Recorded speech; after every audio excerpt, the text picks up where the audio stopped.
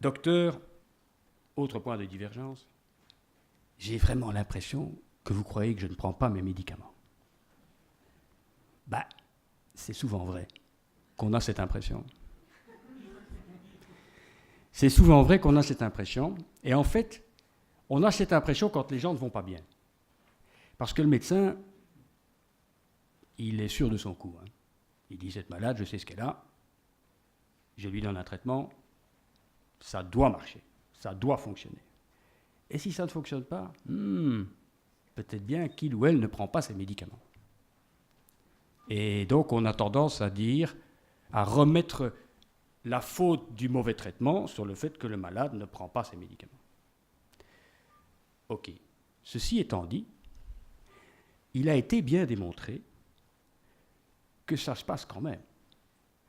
Et que, je vais vous expliquer comment, certains malades ne prennent absolument pas, comme Farah et Christian l'ont dit, leur pilule.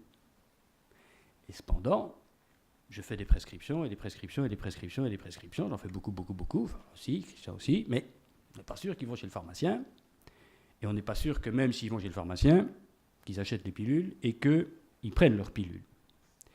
Alors c'est toujours facile de dire « Oh, parce que le malade ne prend pas ses médicaments, qu'il ne va pas bien, moi j'ai fait ce que je fais ». Mauvais discours. N'empêche que 20% des patients, ça a été bien démontré par des études, et je vais vous expliquer pourquoi, et Farah connaît bien ça parce qu'elle a été dans un centre où on a étudié cela, 20% des malades, ils ne prennent pas une seule pilule.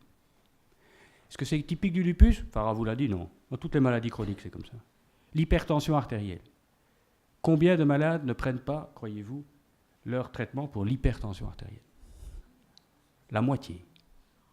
La moitié des malades ne prennent pas les pilules pour l'hypertension artérielle, alors que ça tue. Hein. L'ostéoporose, la moitié. La moitié des malades chez qui on prescrit un traitement contre l'ostéoporose ne prennent pas leur pilule. Donc que 20% des malades qui ont du lupus ne prennent pas leur pilule, finalement, c'est pas si mal. Alors pourquoi est-ce que les malades ne prennent pas leurs médicaments? Mais ça, il y a 36 raisons, évidemment. Hein, comme l'a dit Christian, c'est 22 pilules. Bon, et ça, il faut faire un plan thérapeutique. Il dit, c'est 22 pilules aujourd'hui, mais ce sera 15 pilules dans un mois, 5 pilules dans 2 mois, et puis ce sera peut-être une seule pilule, rien que le plaquenil, ou 2 plaquenils, dans 5 ans, 10 ans. Pas toujours, malheureusement. Mais donc, pourquoi est-ce que les malades ne prennent pas le médicament? Parce qu'on ne leur a pas bien expliqué que ce serait pour un temps limité, parce qu'ils ont peur des effets secondaires. On ne leur a peut-être pas expliqué que ça dépend de la dose, et que s'il y a un effet secondaire, ça peut être réversible. Ils n'aiment pas les médicaments parce qu'on ne leur a pas expliqué à quoi ils servaient. Parce qu'on ne leur a pas expliqué à quoi ils servaient. Et qu'il y a des médicaments qu'il faut prendre, et pourquoi est-ce qu'il faut prendre ce type-là, et ce type-là, et ce type-là, et ce type-là, alors qu'avec un seul, ça irait peut-être bien. Donc tout ça, c'est une question, je pense, à nouveau, de communication. Alors, comment est-ce qu'on sait que vous ne prenez pas des médicaments? Ben d'abord, on le devine. On le devine. Avec un peu d'expérience, on le devine. On le devine parce que vous hésitez sur le nombre de comprimés qu'il y a dans une boîte. Quelqu'un qui prend depuis des mois un médicament, il doit savoir, il y a des exceptions, oui, je vois que, oui, mais il y a des exceptions, mais je trouve ça toujours, ça me met toujours, je dis, enfin, vous prenez ça tous les jours, moi je connais le nombre de pilules exactes, et la couleur des pilules, si ils sont ovales ou ronds, etc., etc. Et donc, on devine un petit peu, c'est le vieux singe, le vieux briscard qui parle ici. Hein, ouais. Et puis, vous savez aussi qu'on a un moyen de vous fliquer, hein. On va être honnête. Et comment est-ce qu'on vous flique? Par des analyses. Par des analyses, et en particulier parce qu'on vous dose dans votre sang le plaquenil. Puisque vous prenez toutes, sauf s'il y a des effets secondaires, vous prenez toutes du plaquenil. Et on peut doser le plaquenil. Et vous connaissez l'histoire. Hein. Vous connaissez l'histoire que le plaquenil a une très longue demi-vie. Donc si, comme je dis toujours, je suis hypertendu et que je dois prendre du Zestril, pour prendre un médicament que vous connaissez, et je prends mon Zestril 3 jours avant d'aller voir mon docteur. Mon docteur, il mesure ma pression. Bravo Frédéric, 12,8, tu prends bien tes médicaments. Ok. Puis après, je ne prends plus mes médicaments. Et j'ai bien sûr 18,12. Donc, ça, on ne peut pas le voir. Mais si vous prenez du plaquenil, c'est un médicament qui s'accumule. Et donc, pendant longtemps, ce médicament, il monte dans le sang.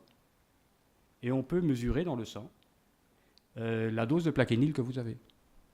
Alors, si vous avez ça de plaquenil, c'est que vous prenez une petite pilule de temps en temps, juste avant de venir voir Farah ou Oussio, pour lui faire plaisir, parce que vous vous dites, bah, il m'a quand même aidé, je vais prendre mes pilules. To please your doctor, c'est ça en fait. Hein, c'est la raison pour laquelle les gens prennent des médicaments juste avant de venir chez leur docteur. Puis ils se disent, si par hasard, il fait un petit dosage, j'aimerais autant qu'il trouve du médicament dans mon sang. Mais ça ne fonctionne pas comme ça, parce que nous, on voit que vous prenez que quelques pilules. Alors c'est une situation qui nous gêne, parce que nous, on sait des choses que vous nous cachez. Donc je parle très sincèrement ici. Mais le but, alors, qu'est-ce qu'on fait après ? Après, on n'est pas formé pour ça. On n'est pas de la police, on n'est pas des enquêteurs, on n'est pas... Donc on essaye de dire aux gens, et Farah, elle connaît ça bien, et elle se perfectionne tous les jours là-dedans, et elle parvient à faire dire aux malades des choses que je ne parviens pas à leur faire dire. Non, elle pose les bonnes questions, c'est-à-dire, mais vous n'avez pas des difficultés à prendre vos médicaments. Et comme elle a dit, c'est normal. Et il n'y a pas de honte à dire, j'ai pas pris mes médicaments depuis 3 mois. J'ai pas pris ce médicament-là parce qu'il me donne mal au ventre. Mais autant qu'on le sache. Autant qu'on le sache. Parce que sinon, comme a dit très justement Farah, ce qui se passe, c'est que si vous ne prenez pas vos pilules et que vous n'allez pas bien, on va dire, oh là là, on va encore augmenter un coût. On va encore mettre un peu plus de cortisone, un autre immunosuppresseur, un autre médicament, et on a une escalade thérapeutique, et ça, c'est délétère parce que vous allez finir par avoir des effets secondaires, sauf que vous ne les aurez pas puisque vous ne prenez pas vos médicaments. Mais bon, je préfère en rire, parce que, mais en fait, c'est tout sauf pour en rire. Hein. Parce que quand vous avez mal aux articulations, en général, les gens prennent leur pilule. Parce que, quand ils ont du bouton sur la peau, parce que ça fait mal, parce que ça se voit. Quand les reins sont malades, à part que les urines moussent un peu plus, quand il y en a beaucoup des protéines, ça ne se voit pas.